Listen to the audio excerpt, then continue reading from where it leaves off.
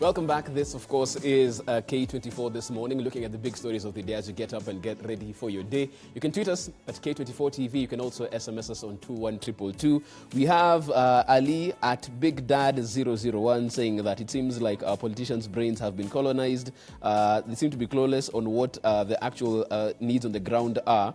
This, of course, is from Mark's statement that now that the handshake has happened, now ODM all of a sudden seems like they didn't even campaign against the Jubilee Party. They're all talking from one script, and the fact that they followed the leader from what Alice says here, right here, almost blindly, that's an issue that they'll talk about. Major Gitugi saying that Jubilee will clinch that Kibra seat. Period. He's done on that particular one. That's his prediction. Alex Chicks, at least William Ruto and Mariga are bringing in healthy competition to end the tale that Kibra is someone's bedroom.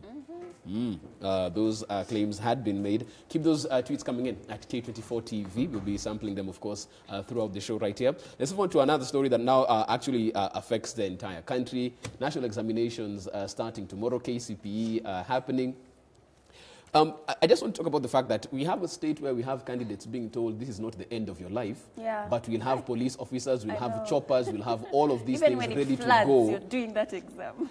Okay, some people are saying CBC is the only way we'll cure this craziness we have with examinations and the do or die on this particular one.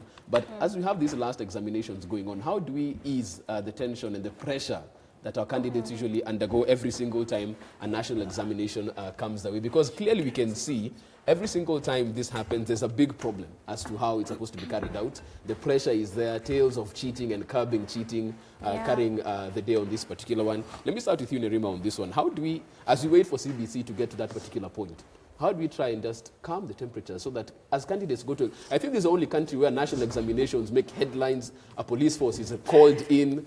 It seems like almost a mini state of emergency. I know, okay, so if I was that candidate, KCPE, where I had a panic attack, literally. I did not want to pick up my results. And so I did my own little thing. I do teach Sunday school at Lavington United Church.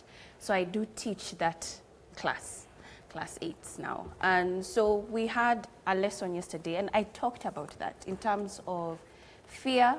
A lot of them who are 12 to 13 years of age, that's the first time that they're coming face to face with stress. They begin to identify pressure. They begin to identify, my parents really want a lot from me. I don't want to let them down. And what does the future hold for me? And we just, you know, we prayed about it, but one, and most importantly, it was just about measuring yourself and understanding the fact that what I thought I wanted to be at that age is not what I became to be. Right. And just understanding to be flexible with life itself. Right. And we had a meeting with their parents earlier that morning, yesterday morning, and I told them just as much, please spend some time with your children at this moment just to understand where their mind is right now. And you know, some of them were talking about how their children are a bit of in a daze, where you're seeing them just sitting and contemplating deeply, and you're wondering, what is this 12-year-old, 13-year-old thinking about so deeply? And we need to start understanding that standardized tests are not a measure of intelligence. We need to start viewing that success is not a measure of wealth. And young people understanding that the dynamics of our futures are changing. When you're even talking about artificial intelligence, when you're talking about access to Google, when my niece who is 10 knows how to get onto her computer and laptop, send emails in a time when, at the time, I didn't even know how to type at 10 years old.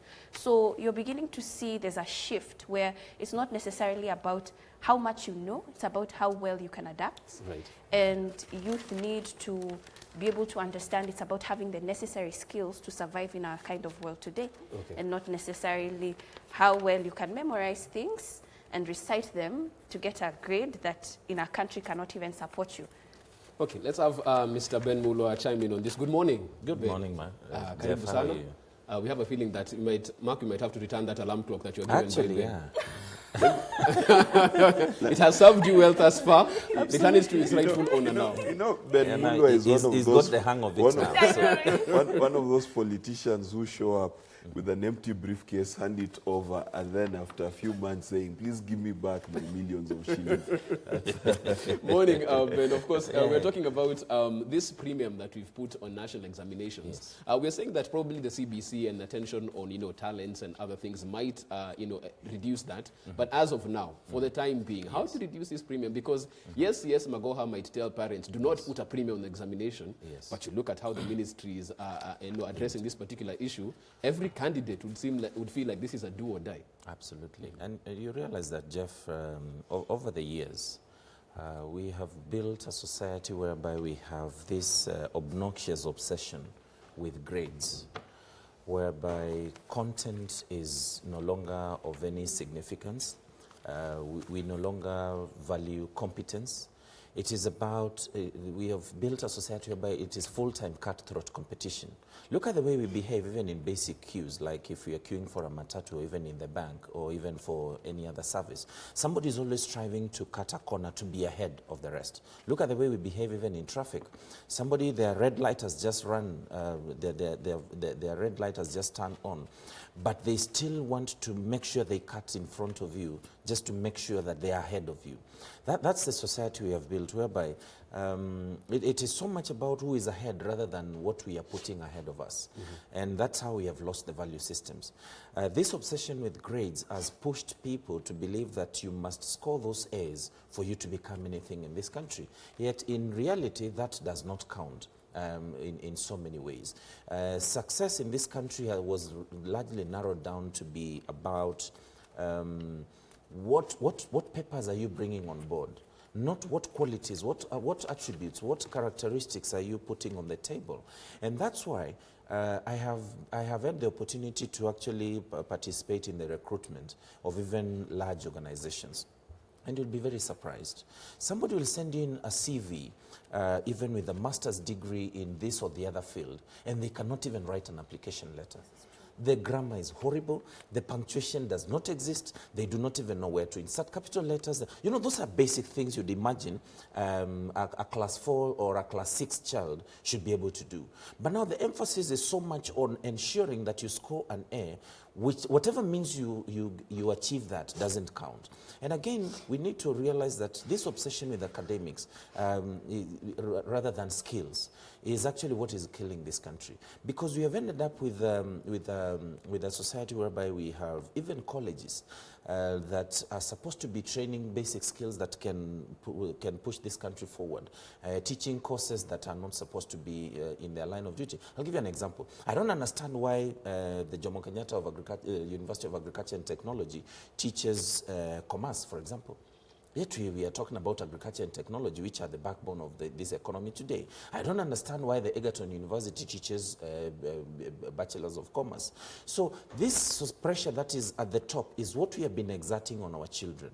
It's like going to a Lions school should be is a do or die thing. Yet some of us actually went to very remote schools. I keep telling my people, Mark here knows, I went to high school in a school called Chemondo. In fact, if you Google, you are not going to find that school.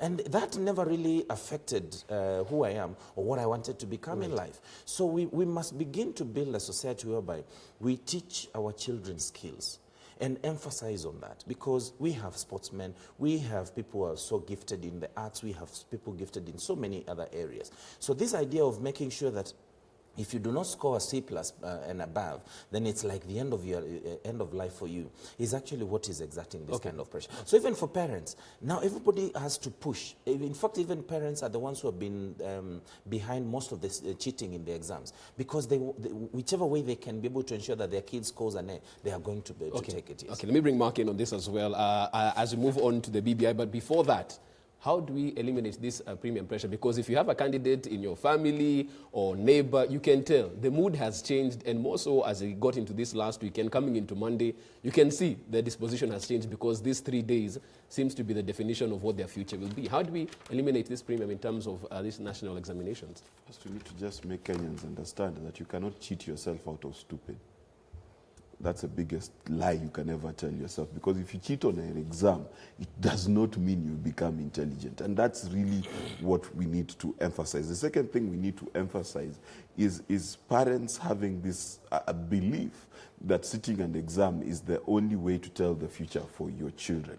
In fact, a lot of parents, if you ask them in the last 1 year how many times they've seen their children, they'll tell you they've seen their child for a maximum of 2 weeks, because the child is in school, in tuition, in training, and in boarding school the entire year.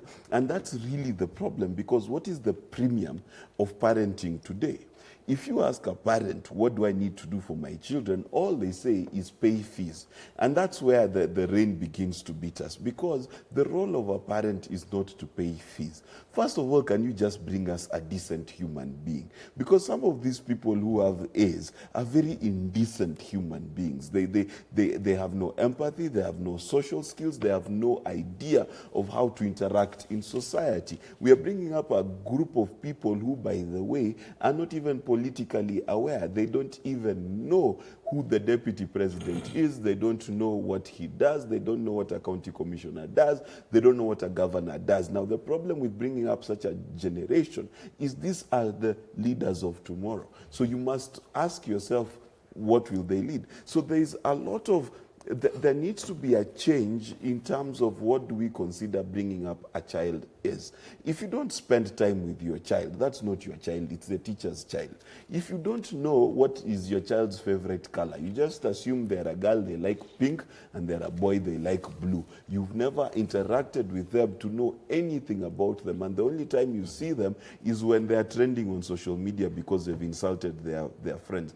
That's really what needs to change. We need to move from academic-based parenting to love and caregiving-based parenting. Okay. That's the most important thing. Okay, and of course, we wish those candidates all the best as they see it for the examination from tomorrow moving forward. Thing, and parents need to work with teachers.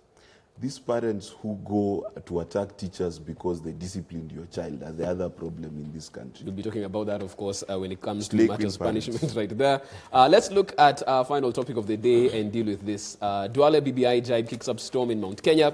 BBI spells doom for tyranny of numbers. There's something interesting. Rima said that it doesn't seem like we'll even have this report handed to the president soon, even after he returns from Russia, because it seems like the political temperatures are a bit too high for sober debate on this particular report. From where you stand, Ben, because you can see already, nobody knows what the contents are in there, but you had Mount Kenya MPs in Parliament addressing this particular issue, different people speaking to the report even before it has landed. Do we have a situation where this might be handed to the president in December? As you go? Not even in December. Perhaps if it goes as it is, there is a huge possibility that this BBI thing will never become.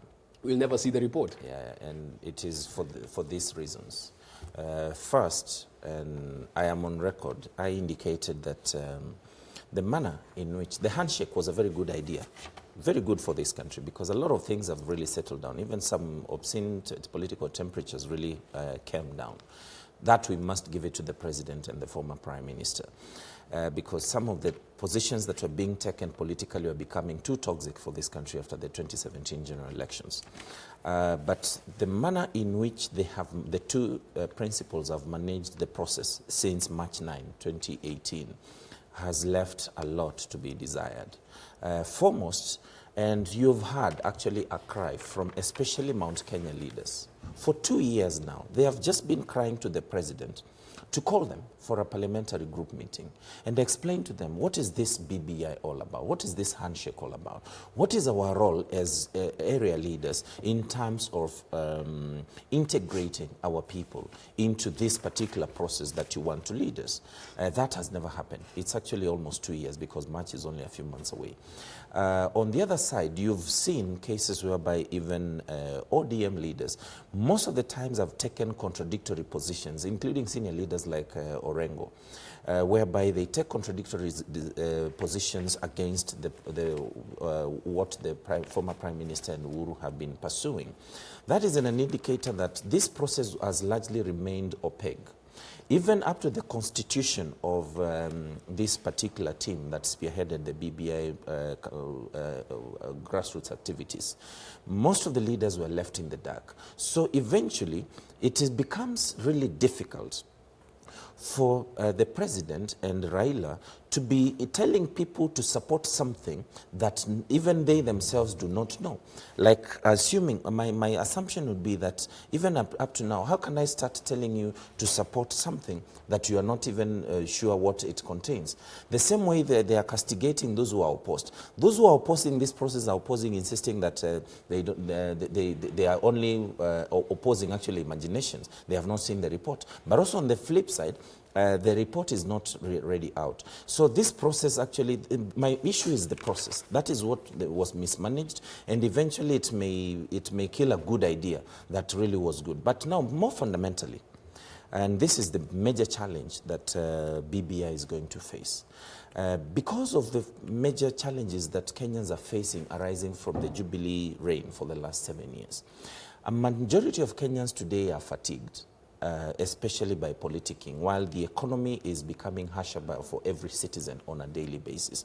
Believe you me, if eventually this process will culminate in a vote, Kenyans will vote against this, not because the proposals are bad, not because the ideas are bad, but because Kenyans want to send a message to the government. And it is time, actually, perhaps the president takes the lead from the front. As I've been insisting, he still has a couple of months to fix a lot of things around his legacy. So long as Kenyans are struggling economically as it is today, it becomes impossible to continue engaging them endlessly in politics, while at the same time, the real issues that are affecting them are not. These parents who have kids who are sitting for KCPE starting tomorrow have no idea how they are going to be paying school fees starting January. Those are the issues that the Kenyans want to be discussing. Let me bring in Nerima, because you added this particular angle, and Ben has taken it further by saying we might not even see this report at all. It's not a delay, just seeing it at all might be a question. It almost seems like from the position the president has given in terms of this report will come out, we shall debate it, and what Raila has said, their word is on the line. If this report isn't seen, well, there's a lot of credibility that will be at stake after they brought all the troops, it seems, together, yet there's no report for them to talk about. I believe that there is a report. I think the matter at question is how it will be launched, or if it will be launched. And I think that they might try to delay it and all that, but Kenyans right now where we are, we're going to ask about it, because how can we have a committee set up, a task force set up for a year plus, where they did have some funding to be able to go meet with the people, and then we don't get the results of it. So of course we would want to know. But I think where the direction that it's going is, if the BBI now starts to push for changes, then those changes including a referendum. Right now, Kenyans are extremely exhausted, just as Ben has mentioned. Would we even be willing to now go and vote on changing our laws when people can't even choose or have access to resources to be able to have dinner tonight, or food, or school fees, or a job? The economic factor is something that rings every single day, and people are saying how finances are not circulating. And the fact that we're going into December, we're going to see a lot of families deciding, you know what, I'm not going to be going to the village this year. And that's a big deal, because we're people who every Christmas season, we like to go to our rural homes, we like to be with our family. That's the time that we're able to have festivities and enjoy. And when you start seeing people saying, I'm thinking of taking that out because we do not have the resources to travel, our president should be concerned. He should be concerned. Mark, let me bring in on this. Even as we wait for the report to be tabled, what in Raila's and President Uhuru Kenyatta's shoes right now, how do they rally their troops together so that once this report is out, it can actually move forward? How do they do that? You know, I am just amazed at how efficient political communication is in this country. When we say President Uhuru Kenyatta and Raila Odinga rally their troops, have you seen ODM? What does Raila need to rally? Aisha Jumwa. That's the only rebel in ODM. So there's no problem with ODM? No. ODM is fine. Think about it. Think about it. Who does Raila need to rally? Orengo? Mbadi? Who? Junet? So from where you stand, the issue really isn't from this particular camp. Let's just be very clear that there's no problem there. Number two, I keep saying, there's Jubilee A, Jubilee B. Now, the problem is, here on this table, we've bought the agenda of Jubilee, which speaks about the difficulty of BBI and how hard it is, and no one knows what it's about. Yes, you have a 9-point agenda. You know, and this is the funny thing about this country. We like to forget things. So let me remind the country. BBI, there was a handshake. The handshake came with a document. The document had 9 points, which Kenyans gave their contributions towards. The report is about what Kenyans gave contributions towards the 9-point agenda. It is not a 1-point agenda. The question for BBI is not prime minister or no prime minister. And that's where we are all mistaken. Because Kenyans today watching me think I'm discussing whether we should have a prime minister or not. That's not really the question. There are questions of ethos, there are questions of corruption, electoral reform, and so many other issues. But we've decided to be mono-sighted and see only one issue. So there is no troops to be rallied. Two, when you say Kenyans are exhausted, that's an interesting statement, and I'll tell you why. Number one, Kenyans are the same people who are attending all these rallies. When you say they are tired of politics, they are the ones who go to church services where politicians come. They are the ones who line up to go see politicians. So, you know, the game that we play, that we imagine that Kenya is Nairobi and South B and South C and Hurlingham and Kileleshwa. Not so. Kenya has a vast public that is today watching this show, which is a political show, right? So let's not pretend to ourselves that Kenyans are so exhausted they will not participate in something that affects their lives. Ask the people today who were affected by post-election violence. Ask the people who were affected by 2017 and how harsh the environment was.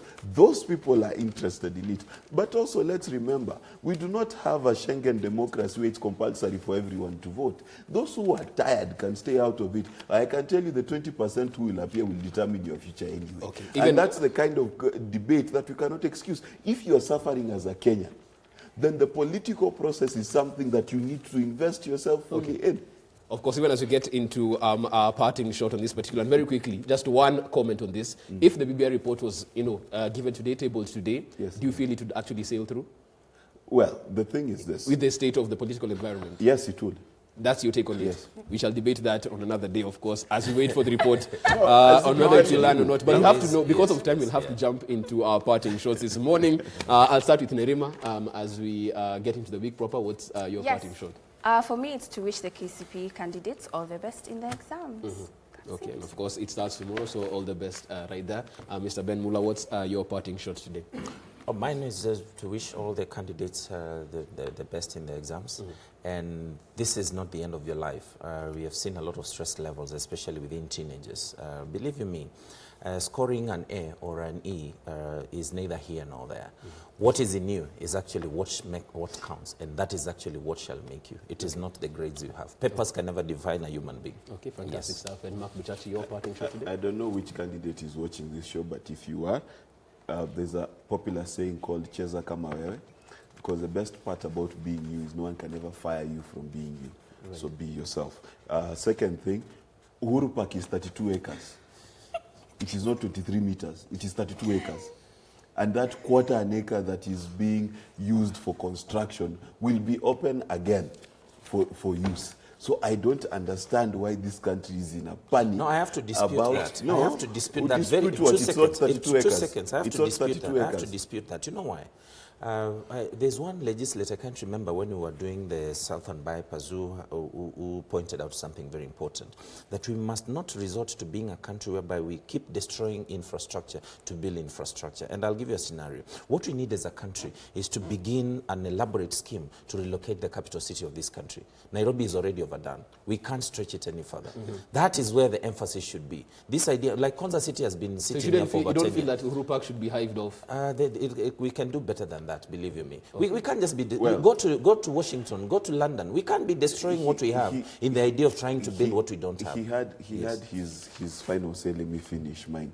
It's 32 acres, it's not being hived off. For as long as that space is still usable, is still accessible, and is still beautiful, then it's not been hived off. And let's be very, very clear that we are the same country. When the SGR terminates at Suswa, we say it's nowhere because we don't want to build a city there. Now we want to move the city. We need to make up our minds. If we need to deal with traffic and make Syokimau to Westlands a 20 minutes journey, and from the airport to town a 10 minutes journey, then we need to bite the bullet and do what is needed. But this story that now Uhuru Park will be covered by a shadow is nonsensical. Uhuru Park is 32 acres. The people arguing about it have no idea what the size is. They've not even looked at the plans to see what will happen with those 23 meters after. Let's be realistic, people. We cannot have problems for every solution in this country. We leave it at that. As far as the newspaper review is concerned this morning, is Mark Bichachi feeling very passionate as far as this Uhuru Park issue is concerned. We'd like your take as well at K24TV. You can also SMS us on 21222. But that's where we draw the curtains on our newspaper review this morning. Thank you so much, Mark Bichachi, for making time. Ben Mulo and Rima Wako. Asante sana for making time. Please, Mark, as you go into the break, return the alarm clock. The job with you is done. This one doesn't need an alarm clock. I'll give him a Luya crow from a cock from the village. Okay, we take a break. We are back with Interactive after the break.